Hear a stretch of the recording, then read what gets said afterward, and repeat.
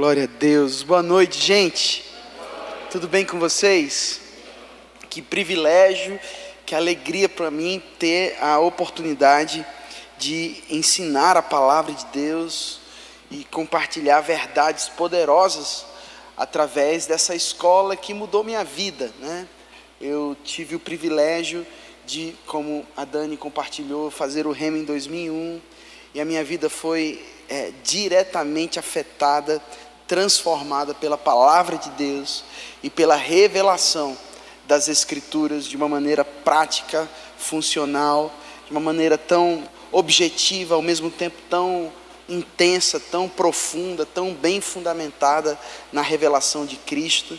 Então eu quero encorajar você a se expor ao conhecimento dessa palavra nesses dias de aulas demonstrativas. Que privilégio, Bento Gonçalves, receber essa escola que existe há mais de 45 anos, né, e que tem atravessado fronteiras, alcançado milhões de pessoas. Eu posso afirmar categoricamente que o Rema e a palavra da fé tem alcançado milhões de pessoas ao redor do mundo, não apenas através das escolas do Rema, mas através dos livros do irmão Kenneth Hagin, que é o fundador dessa escola. Aqui no Brasil, anualmente, são mais de 10 mil alunos que se formam no Rema. Nós somos a maior escola do mundo, né, bíblica. O Rema é a escola que mais cresce no mundo. E olha que coisa incrível, você está tendo o privilégio de ter o Rema aqui em Bento Gonçalves. Sua alegria muito me contagia. Vou falar mais uma vez, você está tendo o privilégio de receber a escola que mais cresce no mundo. Amém, irmãos? Então honra essa visão, se expõe ao conhecimento da palavra de Deus. Eu tenho certeza que a gente vai receber muito do Senhor. Então, como a Dani compartilhou tão bem, eu fiquei até emocionado, né? Meu nome é André Martins, eu sou natural da cidade de Natal, Rio Grande do Norte. Eu tenho 39 anos, esse ano completo 40 anos. Sou casado com a Bia, 13 anos, pai do Benício. Pastoreio a Igreja Verbo da Vida em Florianópolis, e desde 2005 eu tenho o privilégio de fazer parte do corpo docente do Rema. Com 22 para 23 anos eu começo a dar aula, e desde então dar aula no Rema tem sido parte da visão e da missão de Deus para a minha vida. E estar aqui faz parte do meu propósito. Então eu quero, com muita alegria, ensinar a palavra de Deus sobre um assunto que mudou minha vida. Eu posso afirmar isso categoricamente. Eu só vou pedir uma coisa, Dani, eu não sei se tem como colocar o horário para eu saber exatamente que horas eu tenho que parar. Que horas eu tenho que parar? Para eu não me perder, por favor. –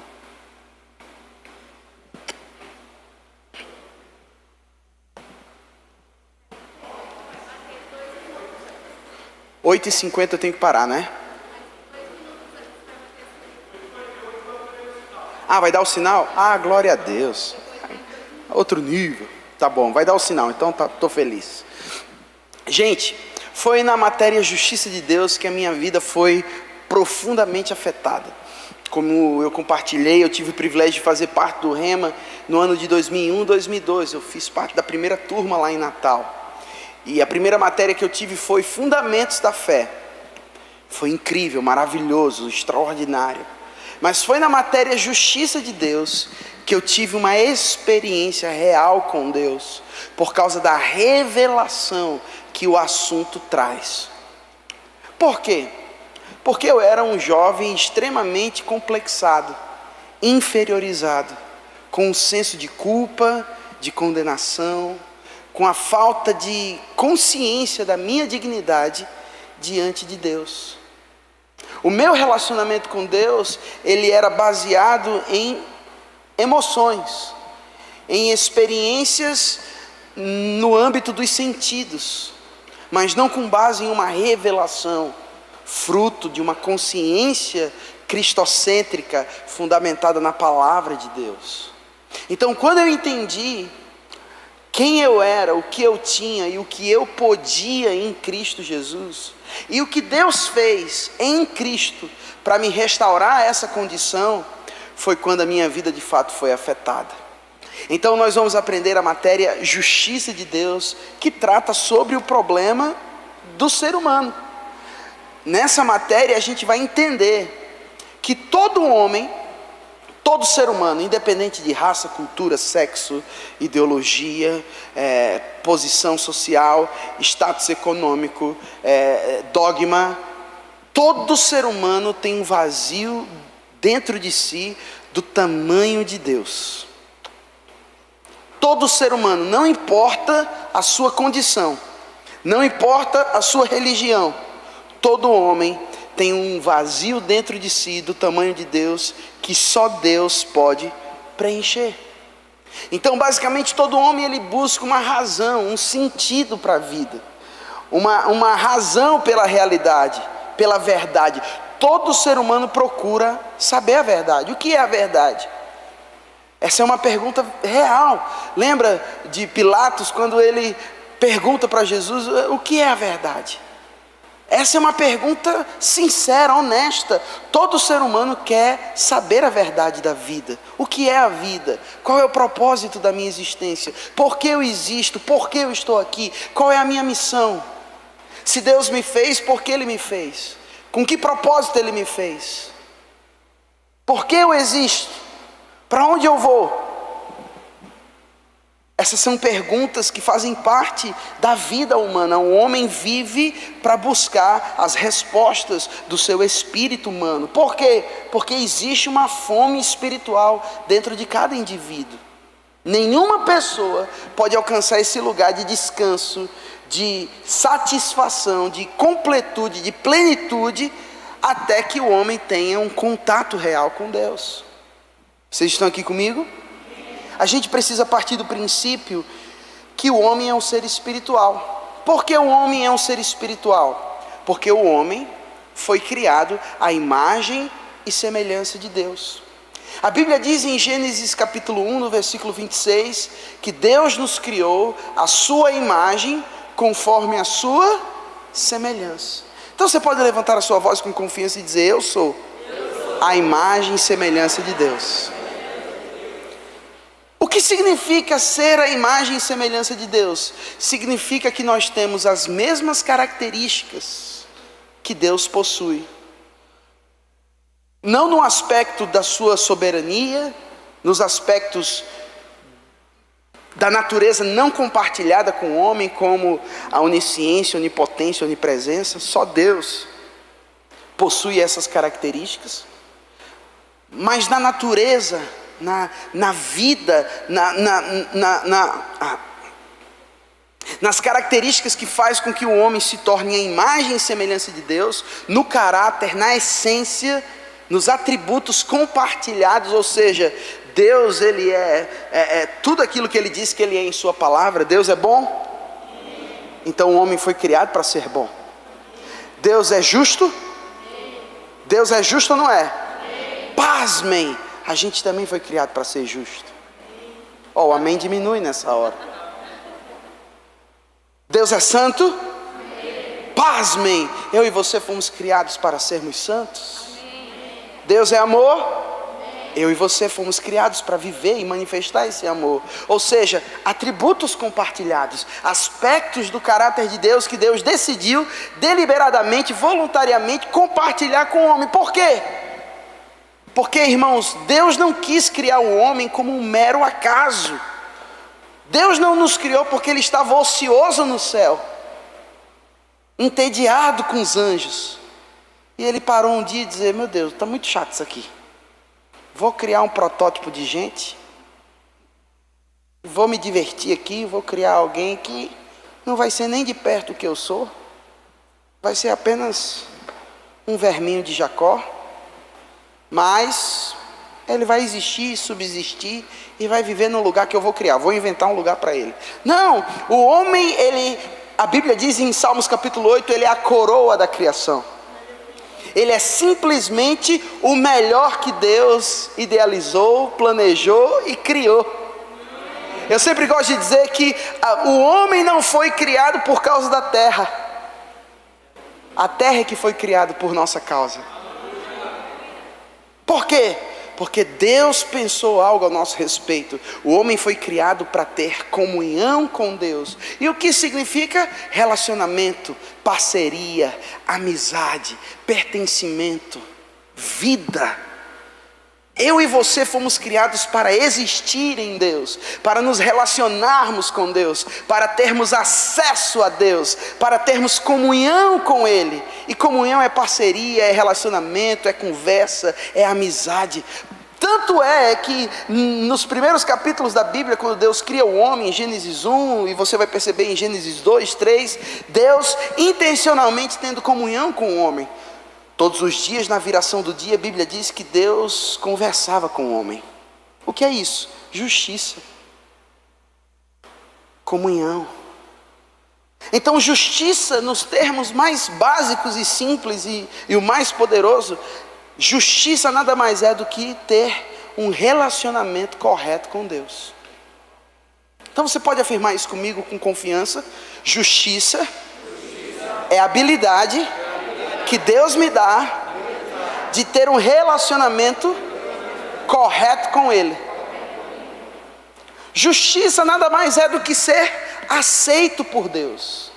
É estar na presença de Deus todos os dias, sem medo, culpa, complexos de inferioridade e condenação, chamando Deus de Pai, como se o pecado nunca tivesse existido.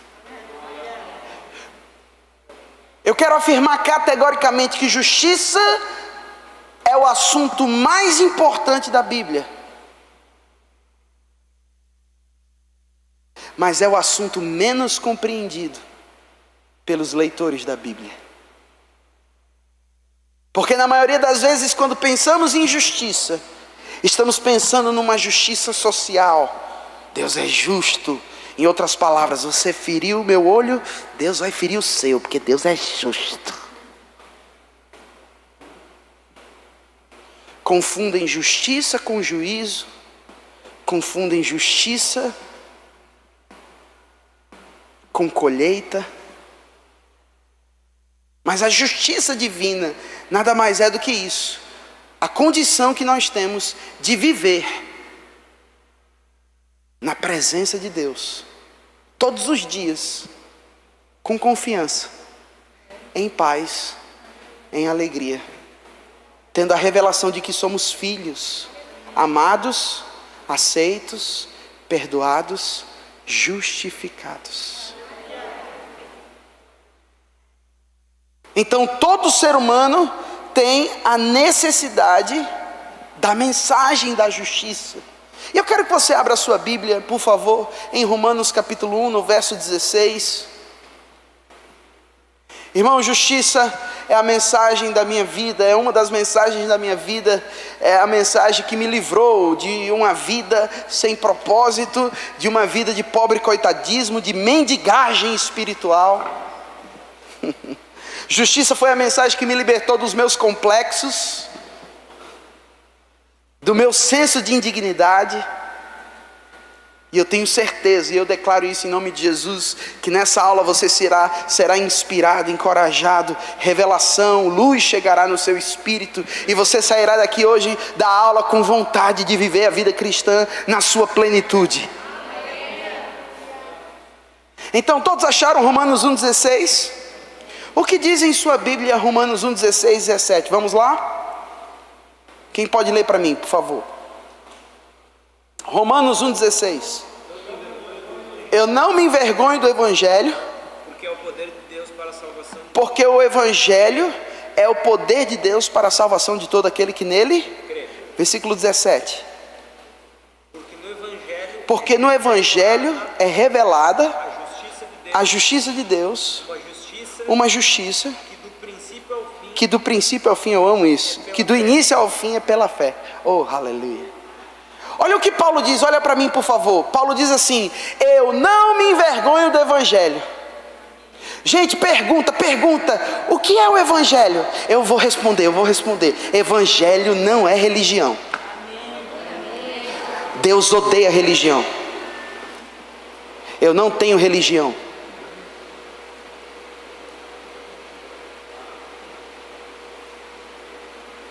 Evangelho não é fazer parte de uma igreja evangélica.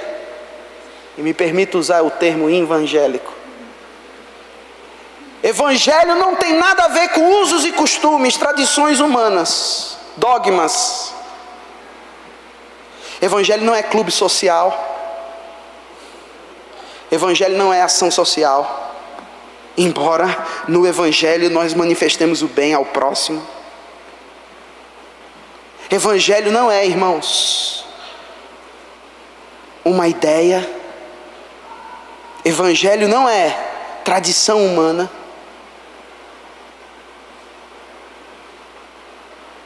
A religião, irmãos, nada mais é do que a necessidade humana de buscar um sentido pela vida. Religião nada mais é do que o homem buscando por meio dos seus meios naturais, buscar um relacionamento com Deus.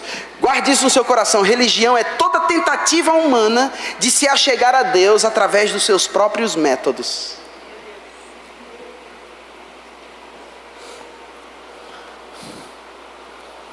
Então, eu não tenho religião. Amém. Deus nunca quis religião. Deus sempre quis um relacionamento com o homem. Amém. Aleluia. Glória, glória. E o que é o Evangelho? A palavra Evangelho significa boas novas, notícias boas, notícias alegres. Olha aí para a pessoa que está do seu lado e vê se ele está se alegrando com a palavra que ele está ouvindo. Olha aí para a pessoa que está do seu lado e fala para ela: ei, tem notícia boa para você.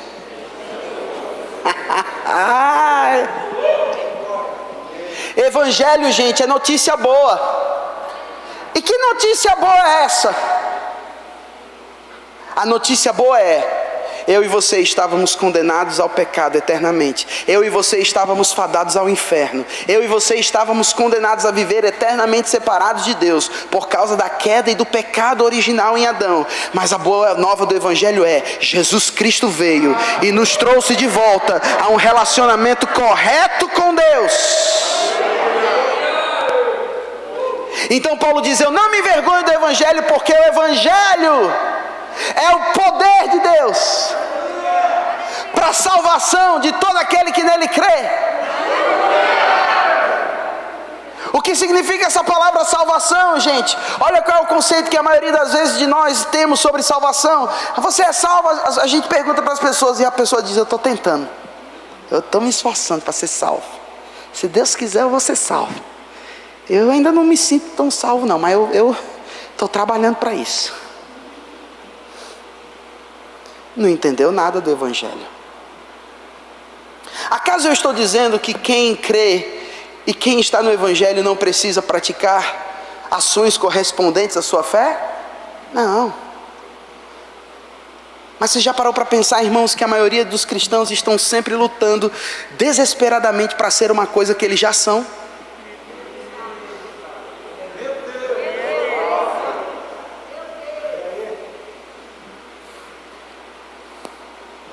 Então qual é o conceito que temos de salvação? Ser livrado do inferno, o que por si só já é uma grande vitória. Eu falo isso com toda confiança. Todas as vezes que você se sentir desanimado, lembre-se: ainda bem você não vai para o inferno. Aí a alegria volta rapidinho. Mas salvação no original, no grego, é a palavra sozo. E eu quero que você se alegre com o que você vai ouvir. E essa palavra sozo dá a ideia de cura, libertação, proteção, preservação, perfeição, livramento, prosperidade, bem-estar espiritual. Então, quando eu digo que o Evangelho é o poder de Deus para salvar a minha vida, eu estou dizendo que a palavra, que o próprio Cristo, que é o Evangelho da nossa salvação, Ele é o poder de Deus para nos livrar da doença, da pobreza, da miséria, da maldade, do fracasso, de maus hábitos, de maus vícios. É o poder de Deus para nos prosperar, para nos trazer um bem-estar espiritual, físico e mental. Isso é o Evangelho. Aí no versículo 17 eu amo isso. Paulo diz: porque no Evangelho, você está lendo aí a sua Bíblia, Romanos 1, 17? Porque no Evangelho nos é revelado o que, irmãos? Visto que a justiça de Deus Se revela no Evangelho. Então a justiça de Deus, ela é revelada aonde, irmãos? No Evangelho. No Evangelho de quem? De Cristo. Evangelho de Deus em Cristo. Um Evangelho, uma justiça que do início ao fim é de fé, em fé. Então, preste muita atenção no que eu vou afirmar. Nenhum evangelho que você ouviu ou que você está ouvindo, e é muito forte o que eu vou falar, e espero que eu seja convidado novamente para vir aqui. Nenhum evangelho que você ouviu ou que você está ouvindo, que não revele a você quem você é, o que você tem e o que você pode em Cristo, é o Evangelho.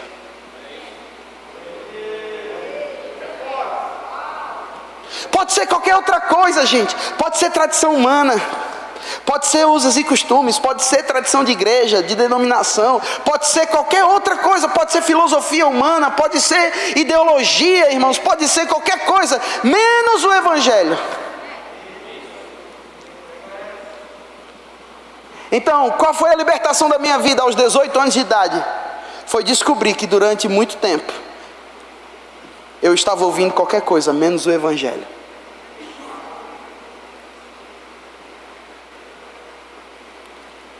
Por que eu não estava ouvindo o Evangelho? Porque eu não estava ouvindo acerca do plano de Deus para a minha redenção. Eu não estava descobrindo o meu valor e a minha dignidade e o meu potencial em Cristo. Eu amava ouvir a história de José, de Abraão, de Jacó, de Noé, de Sansão. Eu amava os evangelhos. Eu lia as histórias de Jesus andando sobre o mar, impondo as mãos sobre os enfermos, curando os demônios, multiplicando pães e peixes, fazendo o bem. Eu me emocionava com isso, e eu sabia que Jesus tinha todo o poder. Eu só não sabia que Ele havia me dado o mesmo poder.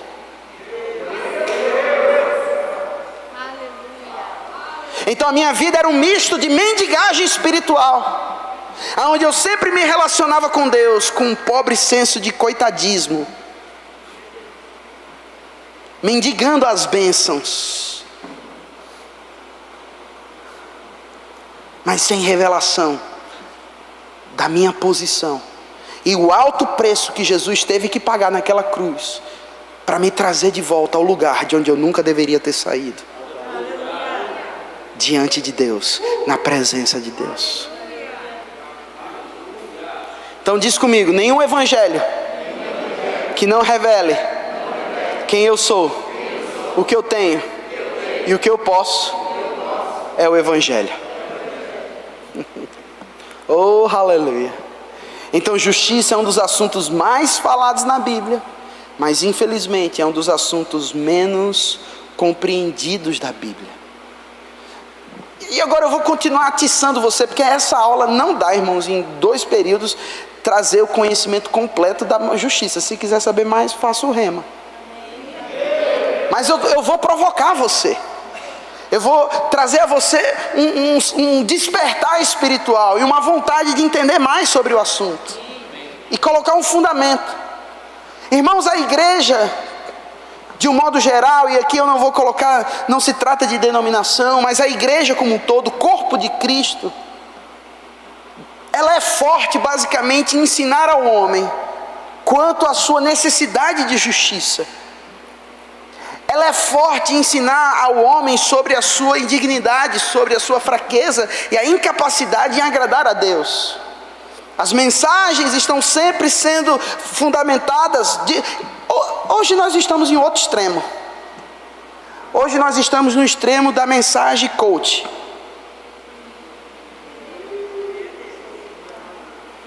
Misturando psicologia com evangelho. Nada contra coach, Mas não queira misturar o evangelho com nenhuma outra ferramenta. O evangelho por si só é suficiente. Mas hoje as pessoas estão querendo ouvir mensagens de apoio emocional, de apelo emocional, para de alguma forma amenizar as suas dores e os seus sofrimentos. Ou nós temos de um outro lado, pessoas que estão ministrando duramente e severamente contra o pecado. E elas falam sobre a necessidade de santidade, mas elas não ensinam como viver em santidade.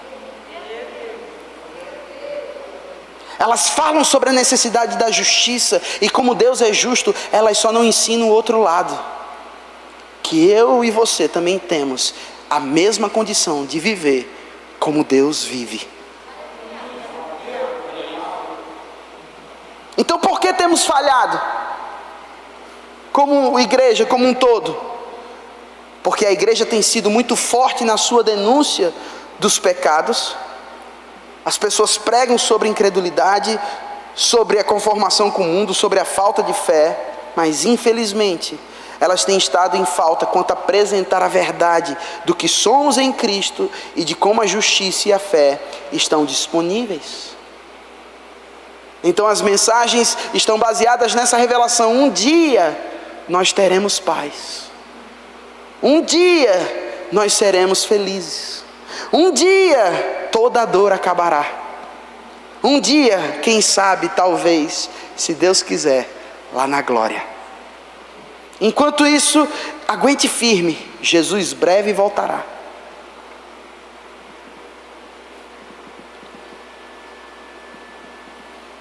E nós encontramos cristãos que estão vivendo aqui na terra apenas para a subsistência, para sobreviver ao mundo decaído, quando na verdade nós deveríamos ser protagonistas desse mundo em trevas. Mas diz comigo, eu estou aqui. Agora fala com alegria, porque você não convenceu nem você mesmo. Eu estou aqui para crescer na revelação de quem eu sou, do que eu tenho e do que eu posso em Cristo. Aleluia. Amém, irmãos. Então o que nós falamos sobre Colossenses 3,10, por exemplo, quando Paulo diz, eu só vou citar aqui os versículos e ler para você anotar, ok? Não vai dar tempo de eu abrir cada um deles para a gente ganhar tempo.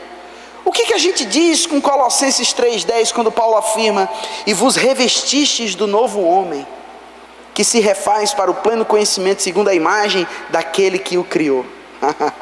Paulo está dizendo, olha, vocês se revestiram do novo homem, que está sendo refeito segundo a imagem daquele que o criou.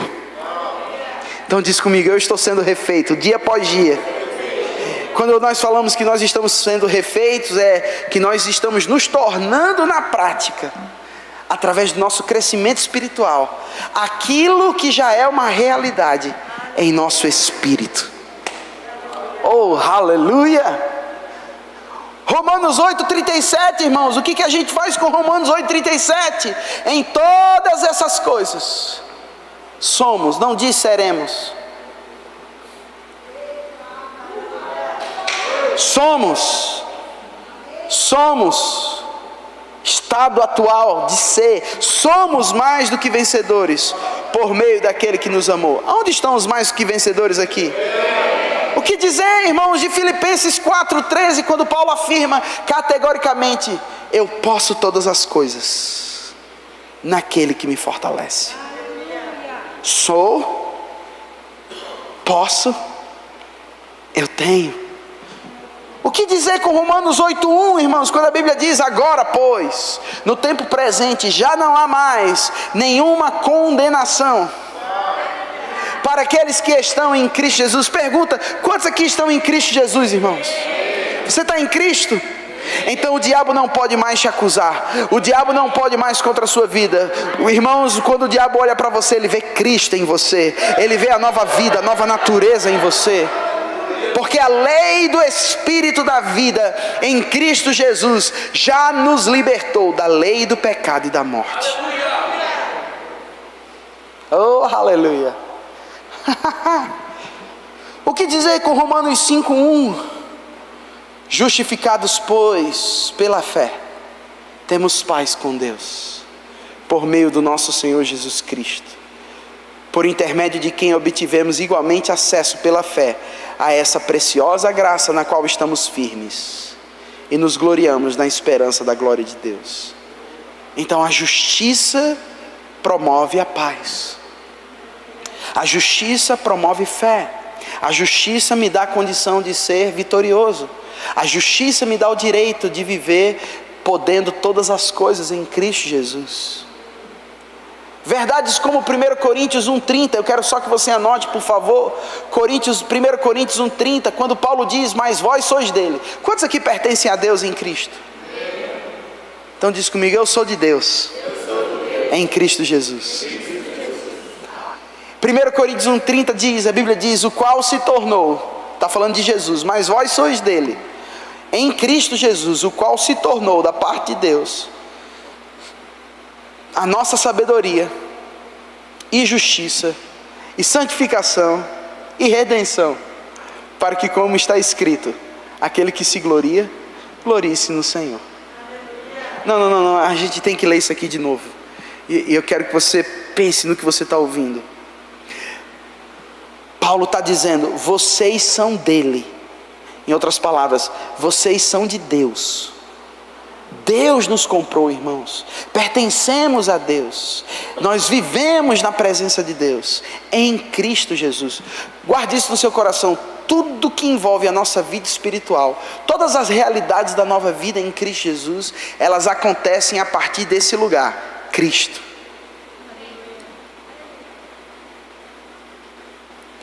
A nossa mensagem, ela é cristocêntrica. Ou seja, Cristo é o motivo, é o sentido, é a razão, é o alvo. Paulo está dizendo, vocês são deles. Vocês são dele em Cristo Jesus, o qual se tornou para nós da parte de Deus. Então guarde isso no seu coração. Olha só, irmãos, como eu vivia um tempo atrás. Senhor, eu não tenho sabedoria. O que está acontecendo comigo, Senhor? Eu não tenho sabedoria, parece que eu não sei viver minha vida. Senhor, eu não me sinto justo. Eu ainda falho, eu ainda erro o alvo, eu ainda cometo deslizes. Eu não me sinto justo. Sua palavra diz que eu sou justo, mas eu não me sinto assim. Eu não me sinto santo. Eu não me sinto redimido o suficiente. Vou te dar a revelação, o segredo, a chave, ok? E você tem que se alegrar para isso. Com isso, Jesus se torna para você o que você precisa dele. Quando eu e você não nos sentimos sábios o suficiente, Ele é a nossa sabedoria. Quando eu e você não nos sentimos justos, está tudo bem, não é uma questão de sentir, é uma questão de ser. Eu não acordo de manhã, irmãos, e eu falo isso com todo respeito, eu não acordo de manhã um dia me sentindo homem e outro dia não me sentindo. Eu sou homem, minha natureza é de homem. Então eu não acordo de manhã dizendo, Senhor, hoje eu quero ser homem, me ajuda. Teria problemas com isso. Vocês concordam comigo, irmãos? Por que eu não acordo me sentindo ou não? Porque a minha natureza é essa, eu sou homem. A justiça é a mesma coisa, irmãos. Você não acorda um dia se sentindo justo e o outro dia não. Não se trata do que você sente, se trata de quem você é nele.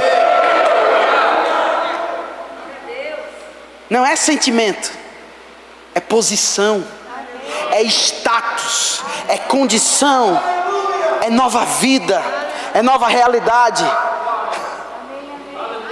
Então, quando você não se sentir justo, fica tranquilo, Ele se tornou a sua justiça.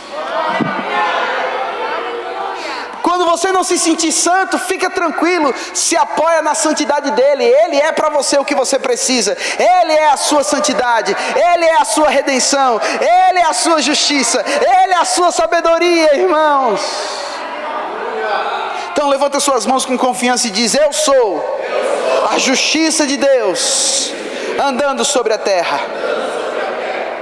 1 Coríntios 6:11, eu quero só que você anote, ok? Para a gente ganhar tempo. 1 Coríntios 6:11.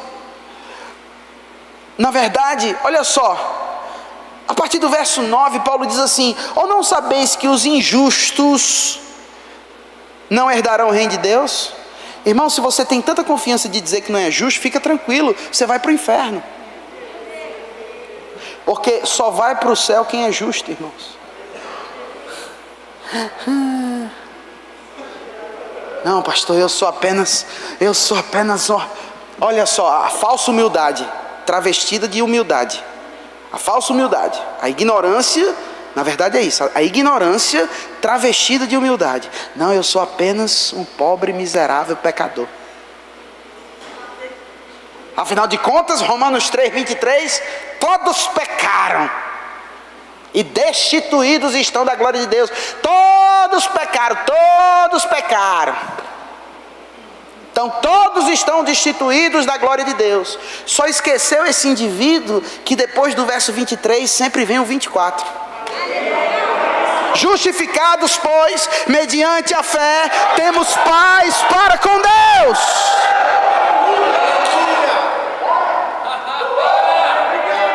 Mas a gente quer recortar, irmãos, versículos que comprovem a nossa ignorância ou aquilo que a gente quer acreditar. Então tem gente que se apoia na revelação de quem é um pecador, porque nem se deu o trabalho de estudar o suficiente para mudar a sua forma de pensar. Ou talvez porque ele queira justificar o seu estilo de vida. Então, pecador peca. Então, já que eu sou pecador, o meu pecado é só uma consequência da minha natureza. Eita, meu Deus. Só tem um justo, só Deus é justo, diz o ignorante.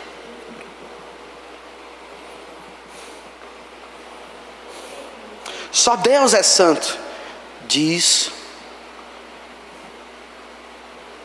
o irmão, para não usar outro termo.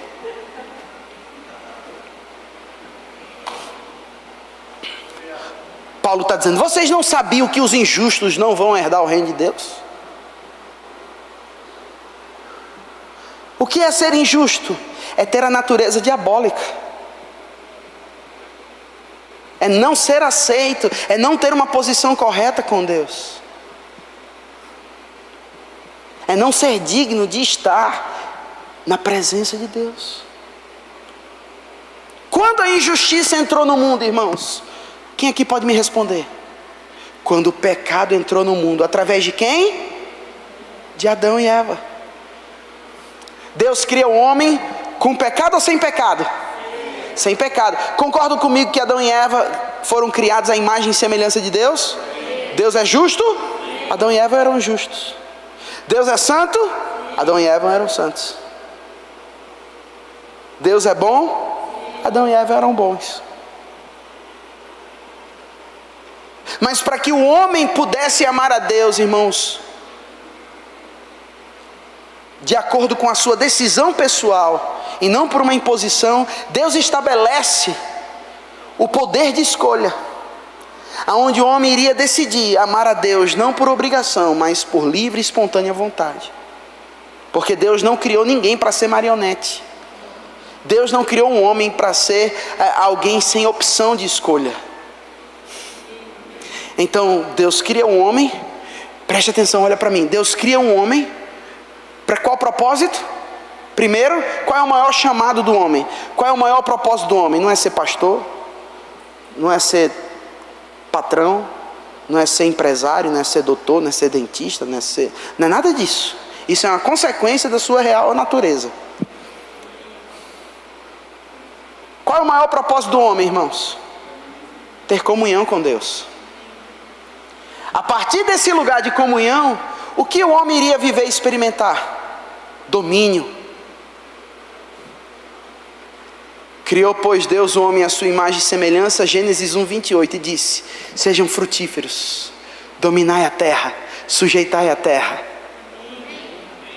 Olha só que coisa incrível. A partir desse lugar de comunhão, Deus daria ao homem poder, autoridade, domínio. O homem foi criado para ser o representante oficial de Deus na terra.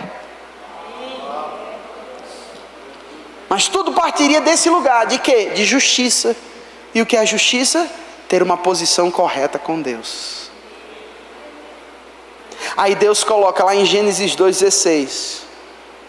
Deus diz a Adão e Eva: de toda fruta, de toda árvore do fruto desses jardins você pode comer livremente, mas daquela árvore do conhecimento do bem e do mal, daquele fruto não coma, porque no dia em que você comer, certamente você vai morrer. A melhor tradução no hebraico diz: morrendo morrerás.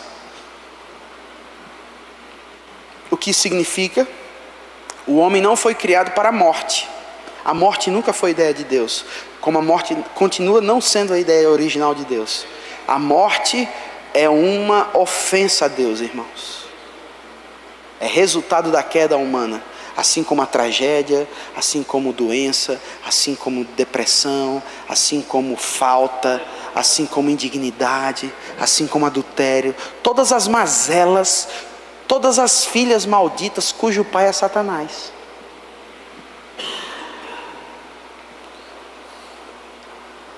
Então não coma do fruto dessa árvore, porque no dia em que você comer, certamente você vai morrer. Agora, quando Adão e Eva comeram do fruto do jardim, eles morreram imediatamente?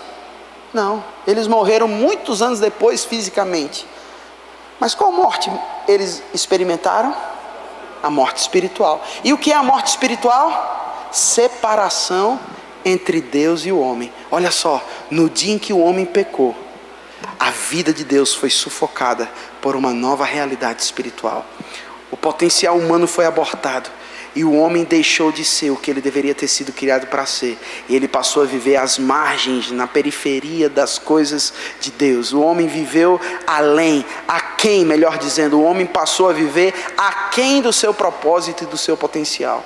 Por causa do pecado, todas as coisas ruins vieram a fazer parte da vida humana. Morte, desespero, tristeza, falta, angústia, solidão, roubo, assassino, tudo que você possa imaginar de ruim.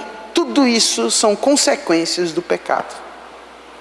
E aí o homem deixa de ser justo e se torna injusto. Vocês estão comigo, irmãos? Nós vamos aprender na segunda aula sobre o que Deus fez. Tem mais 2 minutos. Nós vamos aprender na segunda aula sobre o que Deus fez para resolver o problema do pecado. Mas eu quero só concluir com você 1 Coríntios 6,11. Que diz assim, no versículo 9: mas vós mesmos, ou não sabeis que os injustos não herdarão o reino de Deus? Não vos enganeis, nem impuros, nem idólatras, nem adúlteros, nem efeminados, nem sodomitas, nem ladrões, nem avarentos, nem bêbados, nem maldizentes, nem roubadores herdarão o reino de Deus, experimentarão o reino de Deus. Aí Paulo diz assim: tais fostes alguns de vós. Pastor, eu não estou dentro disso aqui não, porque eu não sou nada disso. Você era injusto. Todo ser humano em algum momento da sua vida se torna injusto. Todo ser humano em algum momento da sua vida peca, morre espiritualmente. E é por isso que todo ser humano tem a necessidade de salvação. Então nós estamos inclusos aqui. Mas olha só o que Paulo diz: tais fostes alguns de vós, mas vós vos lavastes, fostes santificados. Oh meu Deus do céu, sua alegria está demais. Vou falar mais uma vez: vocês foram lavados, santificados e justificados em o nome do Senhor Jesus Cristo e no Espírito do nosso Deus. 2 Coríntios 5:21, e eu vou terminar aqui para a gente poder ir para o intervalo. É o tema base dessa mensagem de justiça. Agora eu quero que você abra a sua Bíblia em 2 Coríntios 5:21. Oh, aleluia. Eu não sei quanto a você, mas eu estou encorajado com a palavra, irmãos. Eu sou justo, amém, irmãos? Que coisa boa é saber que somos justos. Temos uma posição correta com Deus. 2 Coríntios 5:21, todos acharam? O que Paulo diz? Aquele que não conheceu o pecado. Pergunta, irmãos: Jesus, enquanto esteve em vida, cometeu o pecado? Experimentou o pecado? Mas para que eu e você pudéssemos nos tornar a justiça de Deus e termos uma nova condição, Jesus teve que se fazer pecado em nosso lugar.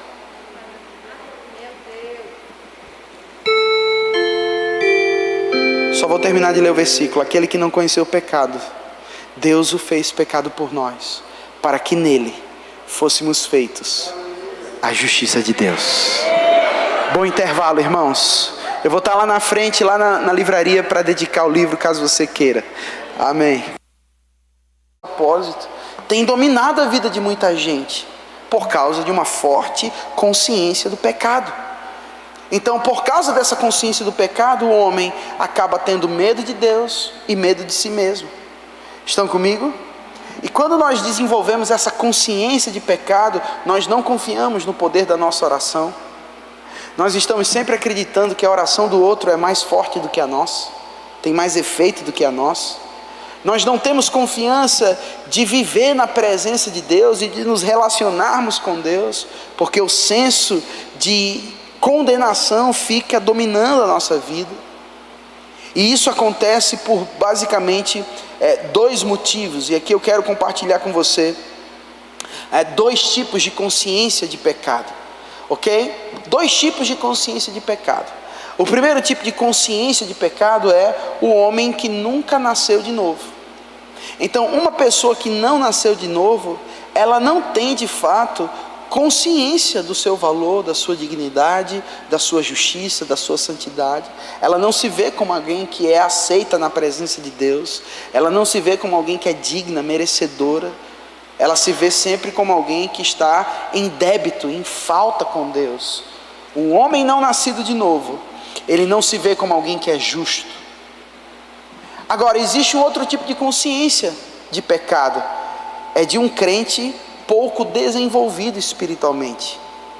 O que significa? É aquele crente que nunca cresceu além do estágio da primeira infância espiritual. É aquele crente que não conhece os seus direitos e os seus privilégios em Cristo. Uma consciência do pecado é na vida de alguém que não nasceu de novo. Essa é uma consciência. O homem sem Deus não tem mesmo relacionamento com Ele. Ele precisa ser exposto ao Evangelho de Deus para que os seus olhos sejam iluminados, para que ele possa receber Jesus como Senhor e Salvador da sua vida, e a partir disso começar uma nova vida, um novo relacionamento com Deus. E o Evangelho são para essas pessoas. Mas e o que dizer daqueles que nasceram de novo, que vão à igreja, que até servem nos departamentos, mas que vivem a sua vida rotineira como se eles não tivessem confiança, como se eles não tivessem acesso a Deus? E o resultado disso é porque, embora esses cristãos tenham nascido de novo, eles pouco se desenvolveram espiritualmente. Quando é que eu estou num estágio de infância espiritual? Quando eu não conheço os meus direitos e os meus privilégios em Cristo Jesus. Não conhecer os direitos e privilégios nos torna pessoas imaturas na fé. Então nós precisamos crescer na revelação da justiça de Deus. Eu quero que você abra a sua Bíblia em Colossenses capítulo 1, versículo 13 e 14. Aqui Paulo expressa um pouco o que essa justiça promove na nossa vida. E eu quero trazer a você essa confiança pela palavra de Deus, que eu e você já somos redimidos. Você pode dizer amém, irmãos? Amém.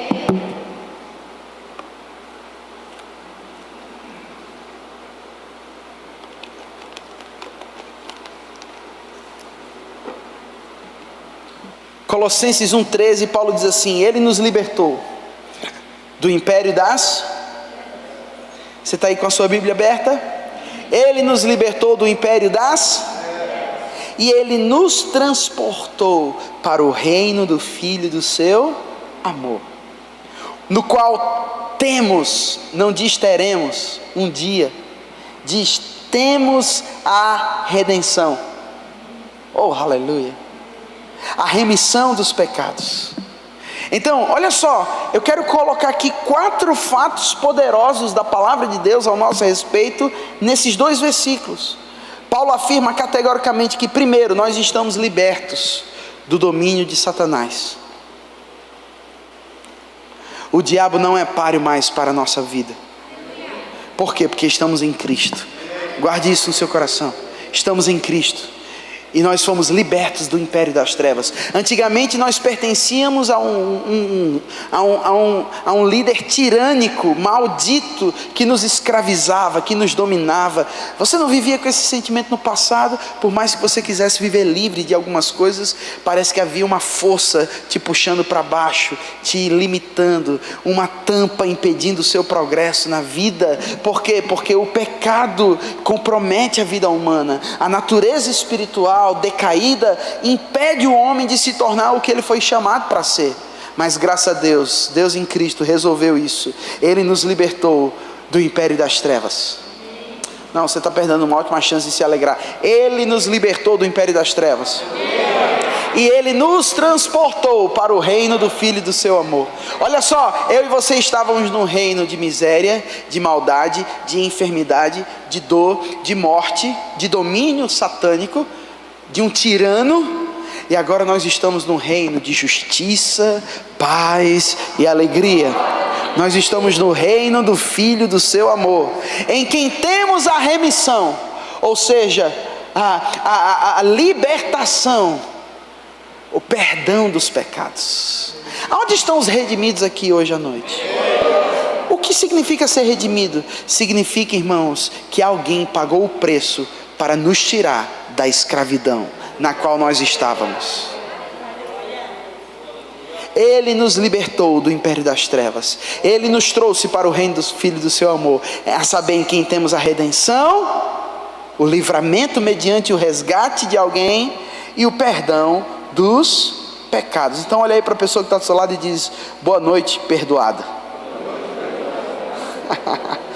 Agora olha mais uma vez e diz: boa noite, redimido. Mais uma vez diz para ele: boa noite, justo.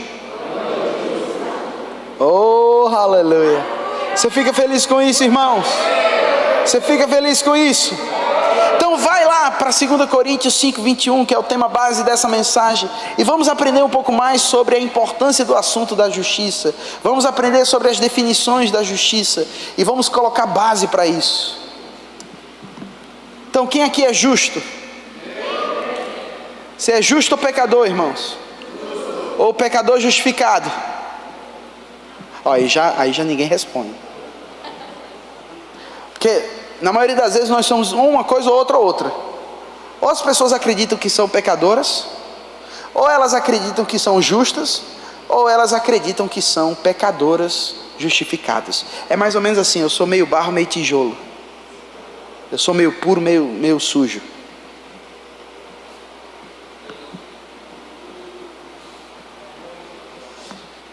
Pecador não vai para o céu, irmãos. Nem pecador justificado vai para o céu. Éramos pecadores, mas no momento em que Jesus assume os nossos pecados naquela cruz, nós deixamos de ser pecadores e nos tornamos justos. Vamos corroborar isso?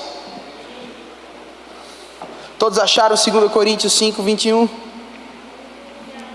Aleluia. Quer saber mais? Faça o rema. Não, eu quero que você leia comigo a partir do verso 17. Olha só que coisa incrível. 2 Coríntios 5:17 é o tema base do novo nascimento. Quantos aqui nasceram de novo? Qual foi o momento em que você nasceu de novo? No dia em que você recebeu Cristo como Senhor e Salvador da sua vida. A salvação se tornou real. Amém? Então a Bíblia diz: aquele que está em Cristo. Pergunta: quantos aqui estão em Cristo? Olha só, irmãos, o segredo está nisso, entendeu? Lembra 1 Coríntios 1:30? Mas vós sois deles em Cristo Jesus. Guarde isso no seu coração, guarde isso. Isso é pepita de ouro. Isso é rema. Isso é revelação. Isso é palavra da fé. Isso é cristocentrismo puro. Isso é inspiração das Escrituras. Todas as vezes que você encontrar nas suas epístolas, que são as cartas escritas para a igreja, e a igreja somos nós, Todas as vezes que você encontrar essas preposições como em Cristo, nele, por ele, por meio dele, em quem, no amado, todas as vezes que você encontrar essas preposições na Bíblia, eu quero dar um conselho fortemente a você: anote, sublinhe. Porque todas as vezes que você encontrar essas preposições nas epístolas, está se referindo sobre quem você é, o que você tem e o que você pode em Cristo. Efésios 1:3: bendito Deus e Pai do nosso Senhor Jesus Cristo, que nos abençoou com toda sorte de bênçãos espirituais nas regiões celestiais em Cristo. Filipenses 4:13: tudo posso naquele que me fortalece. Romanos 8:37: em todas essas coisas somos mais que vencedores por meio daquele que nos amou. Existem mais de 164 passagens com essas preposições só se referindo sobre quem somos, o que temos e o que podemos. Então 2 Coríntios 5:17: se alguém está olha para mim, você entende o em Cristo? É como se nós fôssemos colocados nele, inseridos nele. Então quem está nele, colocado nele, inserido nele, e esse é o simbolismo do batismo nas águas, não é assim, gente? O que significa o batismo nas águas? Um simbolismo da nossa velha vida sendo morta, olha para mim, velha vida morrendo e nova vida nascendo. Se alguém, irmãos, é batizado nas águas sem antes ser nascido de novo, ele entrou um pecador enxuto e saiu um pecador molhado. Porque o que salva não é o batismo nas águas, o que salva é o batismo em Cristo. E o que é o batismo em Cristo? É ser imerso nele. É ser colocado nele. Ser batizado em Cristo é nascer de novo. Pergunta: quantos aqui foram batizados em Cristo? Pastor, ainda não fui não, que ainda não me batizei nas águas. Não é disso que eu estou falando, homem de Deus. Eu estou falando de ser colocado em Cristo. No momento em que nós ouvimos a mensagem do Evangelho e recebemos Jesus como Senhor e Salvador da nossa vida, a velha humanidade foi embora e a nova humanidade nasceu. Oh, aleluia. Se alguém está em Cristo, é uma nova. Então olha aí para a pessoa que está do seu lado e diz com toda alegria: boa noite, nascido de novo.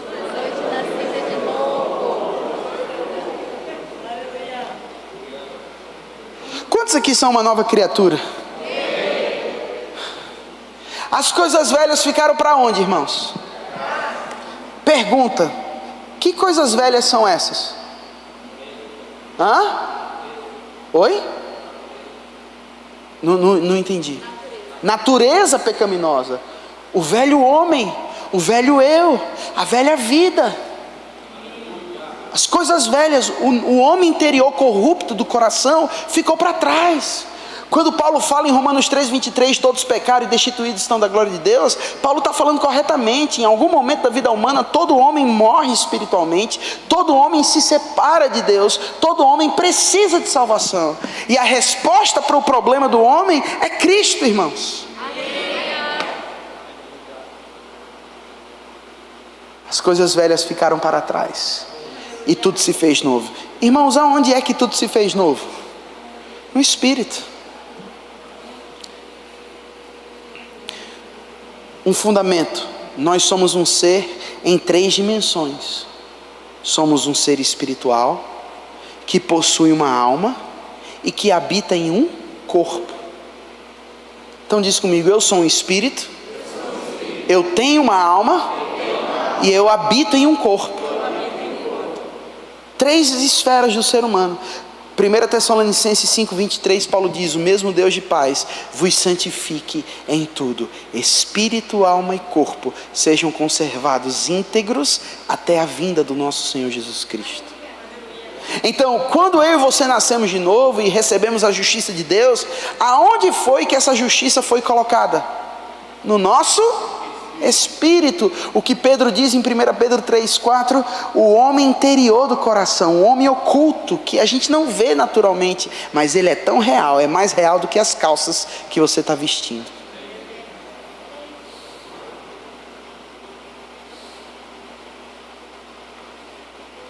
A salvação acontece no espírito, através do novo nascimento, mas ela também acontece na alma, por meio da renovação da mente, e ela acontecerá no corpo, na vinda do nosso Senhor Jesus Cristo, quando esse corpo mortal for revestido do corpo imortal. E enquanto isso, crescemos espiritualmente, renovamos a nossa mente e dominamos o nosso corpo. A justiça aconteceu aonde? Em nosso espírito. Pergunta: quando eu e você nascemos de novo, aconteceu uma mudança no nosso corpo físico? Ou seja, você era feio e ficou bonito? Não. Se era feio, continuou feio. Estou brincando, irmãos. Estou brincando. Se você era cabeludo, continuou cabeludo. Se era careca, continuou careca. Né? Eu tenho 1,65 m. Quando eu nasci de novo, não fui para 1,80 m. Queria, mas não aconteceu. Mas eu sou de uma época, irmãos, eu ainda me lembro desse comercial do shampoo Colorama. Quem é da década de 80 vai lembrar. Shampoo Colorama. Havia uma mulher que fazia um comercial e a voz dela era muito ruim, irmãos, bem feinha. E aí os marqueteiros da época, os publicitários, aproveitaram aquela voz dela e fizeram um novo comercial. E naquele comercial ela olha para a câmera e diz: ei, ei, você lembra da minha voz? A minha voz continua a mesma, mas os meus cabelos, ela fazia assim. Quanta diferença. Então olha aí para a pessoa que está do seu lado e fala para ele: ei, ei, antes de nascer de novo, eu continuava na velha vida, mas quando eu nasci de novo, quanta diferença. Por fora o mesmo, mas por dentro, quanta diferença, irmãos. Algo aconteceu no nosso espírito, algo aconteceu no nosso coração. Aquele coração velho, irmãos, maligno, corrupto, ficou para trás. A nova vida nos tomou conta, nos dominou, e agora nós temos a mesma natureza de Deus. O que Deus é, nós somos. O que Ele tem, nós temos. O que Ele pode, nós podemos. Pastor, isso é heresia. Eu sou apenas um latino-americano sem dinheiro no banco, um pobre pecador, pastor, salvo não sei nem como eu vou para o céu. Se eu for, estou me esforçando, fazendo tudo para ir. Isso é uma heresia. Quem jamais pode se comparar a viver como Jesus viveu? Então você rasga a Bíblia lá em 1 João 2,6, quando João diz: aquele que diz que permanece nele, esse deve andar como ele andou. Chupa essa manga, irmãos. Chupa essa manga docinha.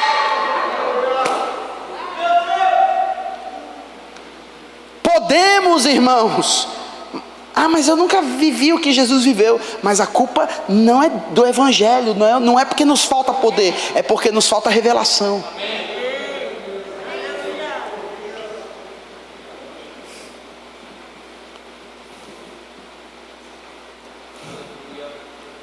Jesus em Lucas 10,19: eu vi Satanás caindo do céu. Eis aí vos dei autoridade para pisardes em serpentes e escorpiões, e nada, absolutamente nada, vai fazer dano algum a vocês. Eu dei a vocês autoridade, eu dei a vocês poder. Ande debaixo desse poder, ande debaixo dessa revelação. Mas não, irmãos, a gente fica preso à filosofia, à ideologia. A gente fica querendo justificar o injustificável, justificar a nossa vida de fracasso, cavando na Bíblia, fazendo malabarismos teológicos para justificar a nossa vida mediana.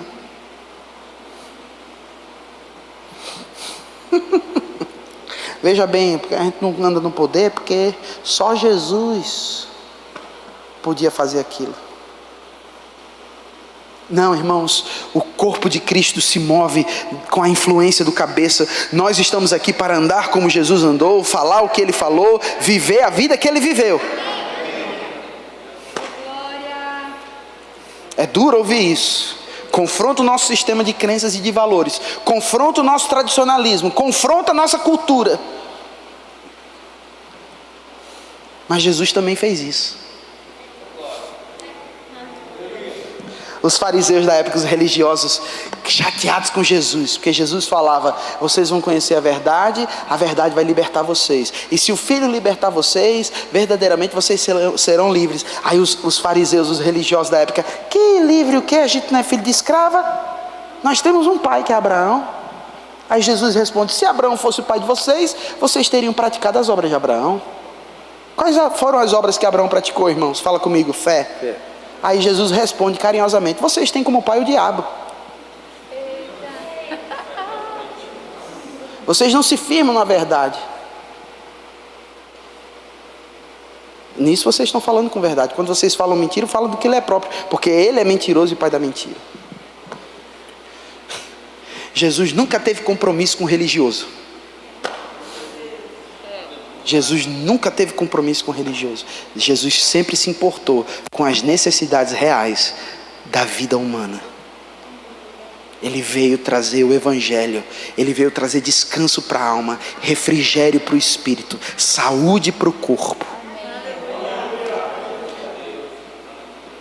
Lá estavam os fariseus, os religiosos da época, querendo um rei messiânico.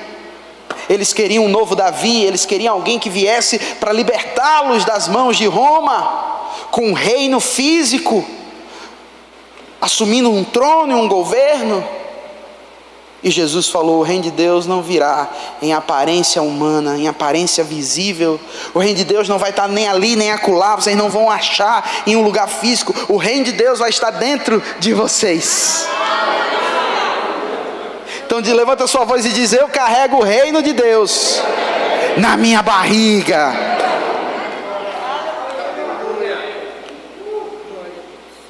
E o que é o reino de Deus, irmãos? O reino de Deus é tudo aquilo que Deus é. É o sistema de crenças, de valores, é a cultura do céu aqui na terra em manifestação através dos filhos de Deus.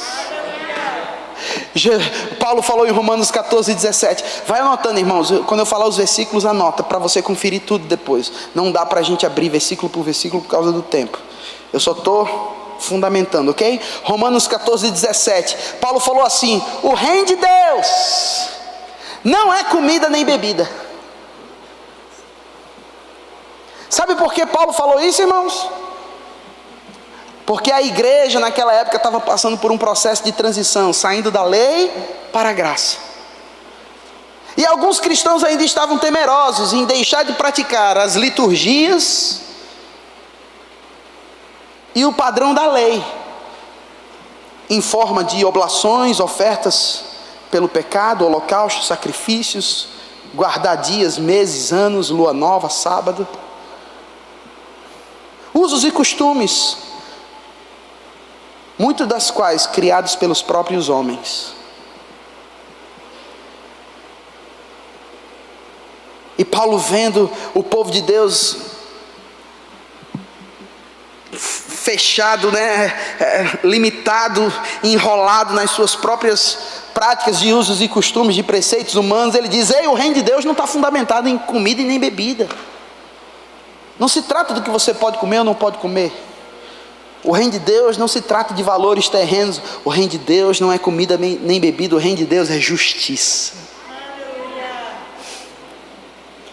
paz e alegria no Espírito Santo.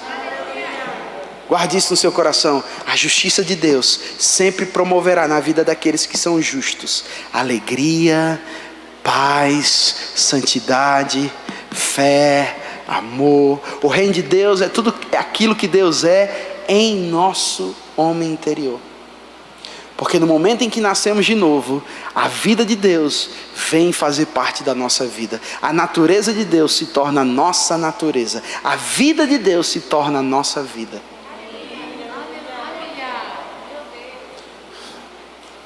Então a justiça nos dá a condição de vivermos em paz e em alegria.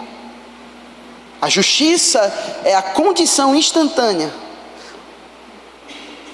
do crente no momento em que ele nasce de novo. O crente recebe a natureza de justo. Amém, irmãos? O homem se torna a justiça de Deus em Cristo Jesus. Versículo 18 de 2 Coríntios 5. E tudo isso vem de Deus. Eu estou lendo na versão NVT. Aquele que nos trouxe de volta para si. Oh, aleluia. Oh, aleluia, irmão, você tem que se alegrar. Aquele que nos trouxe de volta para si.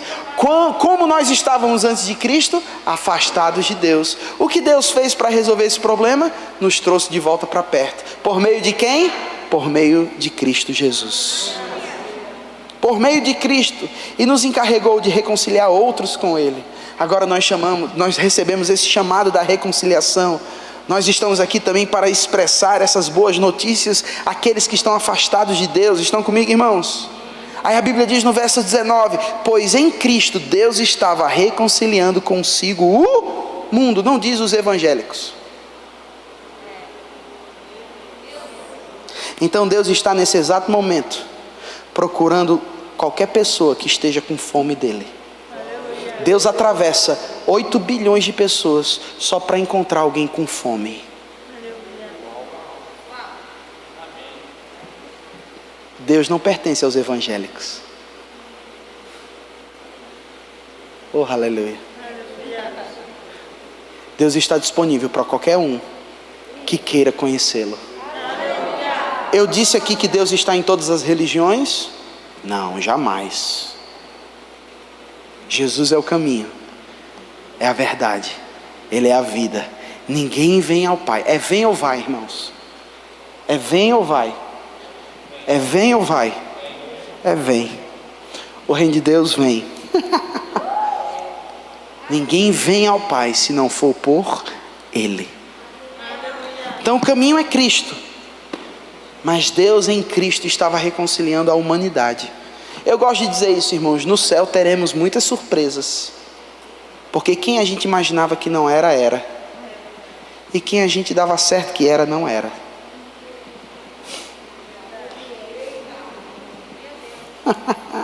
Mas deixa isso para outro papo.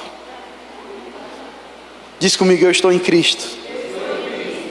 Deus estava reconciliando o mundo consigo mesmo, não é assim, irmãos? Não levando mais em conta os pecados das pessoas. E Ele nos deu essa mensagem maravilhosa de reconciliação. Irmãos, quando a Bíblia diz que Ele não estava levando em conta os pecados das pessoas, a Bíblia está aprovando uma vida de pecado? Não. Deus odeia o pecado, mas Deus ama o pecador. E sabe, irmãos, que evangelizar, eu gosto de dizer isso, evangelizar é avisar aos desavisados que existe uma nova vida para se viver. Você sabia que na mente de Deus a humanidade está salva?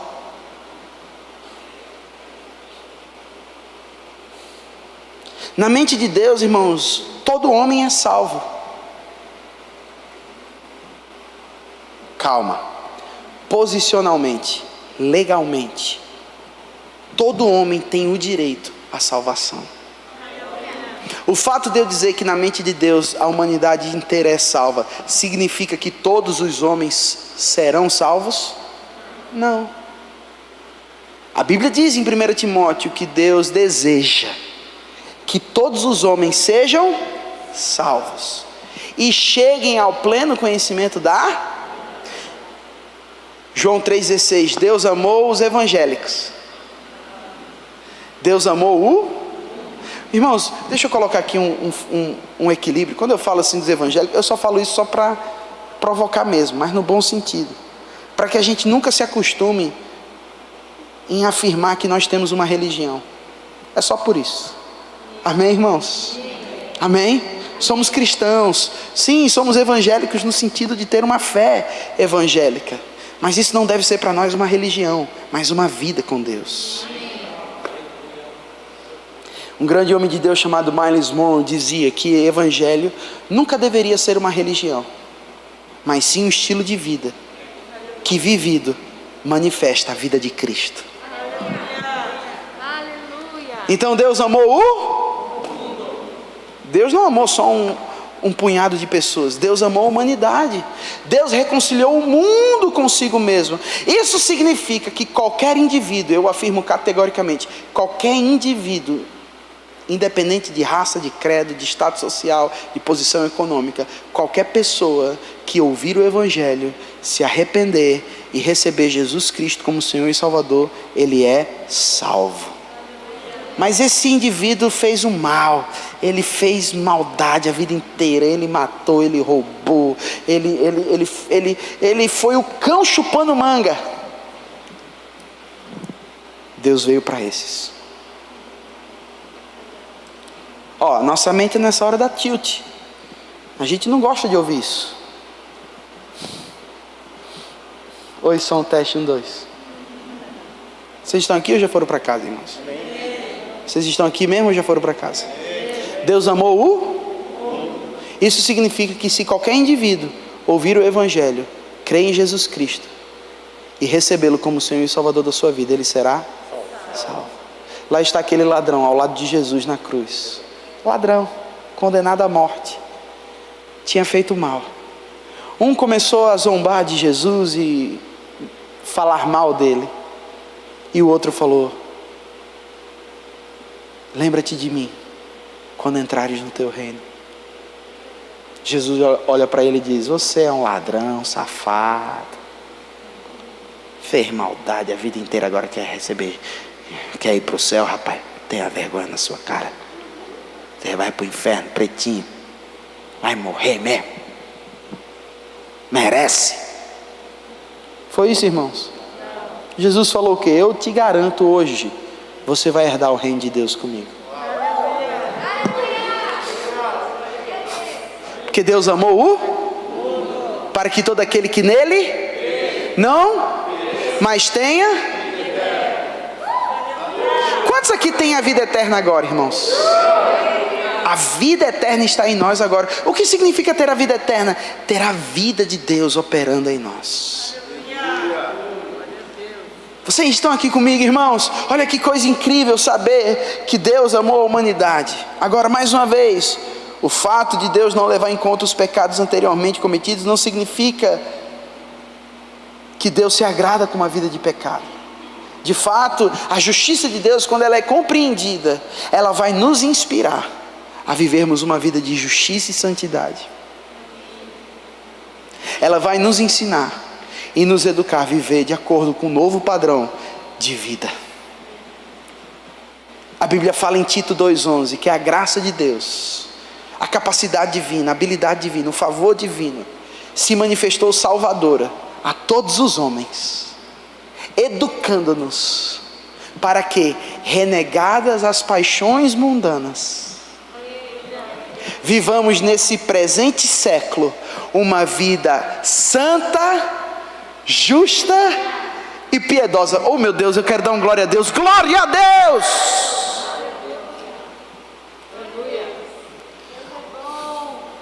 Quantos aqui receberam a graça de Deus, irmãos? Oh, aleluia. Eu quero que você abra sua Bíblia em João capítulo 1. Vamos lá. Irmãos, eu estou encorajado a falar a palavra de Deus. Me liberta, me ajuda, me levanta, me cura, me abençoa. Oh, irmãos, não existe nada mais incrível do que a palavra de Deus em nosso coração. Vocês estão aqui comigo? Aleluia. Quantos aqui vão viver uma vida bem sucedida em Cristo, irmãos? Quantos aqui vão crescer, prosperar e avançar nele? Eu vou ler com você João capítulo 1 até o versículo 16 e 17. Vamos lá, você me acompanha, eu vou lendo com você. Se eu errar, você me corrige. Versículo 1 de João capítulo 1. Todos acharam? Todos estão aqui ainda? No princípio era a palavra, não é assim? A ideia de Deus. O verbo estava com Deus. E o que mais? E o verbo Era Deus. era o Deus. Ele estava no princípio com Jesus. Até então era Jesus? Não, era só a palavra. E entenda o só, ok? No princípio era o verbo estava com Deus e o verbo era o próprio Deus. Ele estava no princípio com... Todas as coisas foram feitas por intermédio, e sem ele nada do que foi feito se... Versículo 4. E a vida estava... Que vida era essa que estava nele? A própria vida de Deus. E essa vida era a luz dos... Meu Deus, já? 2 minutos? Não. Tudo bem. Vou terminar. Vai dar tempo. E essa vida era a luz dos... A luz resplandece nas trevas e as trevas não prevaleceram contra... Houve um homem cujo nome era... João. O que diz no versículo 6? Houve um homem cujo nome, enviado por Deus, cujo nome era João. Esse veio como testemunha para que testificasse a respeito da luz, a saber, a verdadeira luz que vinda ao mundo ilumina a todos os homens.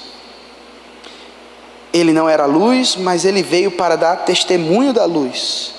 Não é assim? A saber, essa verdadeira luz que vinda ao mundo ilumina todo homem. Versículo 10. O verbo estava no mundo, o mundo foi feito por intermédio dele, mas o mundo não o conheceu. Versículo 11. Ele veio para o que eram os seus. Não é assim? O que João está nos ensinando aqui? Jesus veio primeiramente para alcançar quem, irmãos? Os judeus. Para que depois dos judeus serem alcançados, ele pudesse alcançar os gentios, ou seja, todos aqueles que não eram judeus. Mas o que foi que os judeus fizeram com Jesus? Não receberam. Mas versículo 12, a Bíblia diz: mas a todos quanto receberam. Quantos aqui receberam Jesus? Guarde isso no seu coração. A justiça nos dá o direito legal de sermos chamados filhos amados de Deus. Mas todos aqueles que o receberam, deu-lhes o poder de serem chamados filhos de... A saber, os que creem em seu... Os quais não nasceram da vontade da carne, nem da vontade do homem, mas da vontade de... Então levanta sua voz com confiança e diz: eu nasci da vontade de Deus. Versículo 14. Oh, aleluia. E o verbo se fez e habitou entre, cheio de verdade, e nós vimos a sua glória como a glória unigênita do Pai. João testemunha a respeito dele e exclama: este é o de quem eu disse, o que vem depois de mim tem contudo a primazia, porquanto já existia antes de mim. Versículo 16 e 17, a gente para aí.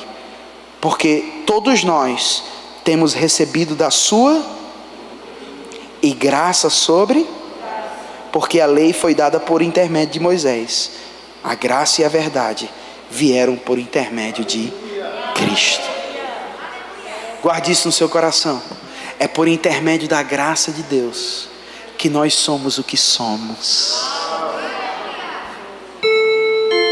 Posso só concluir? É por intermédio da graça de Deus que eu e você somos aceitos por Deus.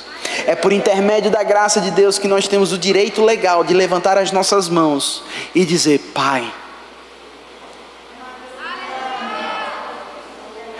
É por causa da graça de Deus que nós temos a condição de acordarmos todos os dias pela manhã e chamarmos Deus de Pai como se o pecado nunca tivesse existido. A graça é mais do que um favor imerecido. É toda habilidade, capacidade, força espiritual para viver de acordo com a realidade para a qual Deus já nos colocou em Cristo. Paulo falou: pela graça de Deus, eu sou o que sou. Nunca se tratou do que você sente. Nunca se tratou dos seus erros do passado.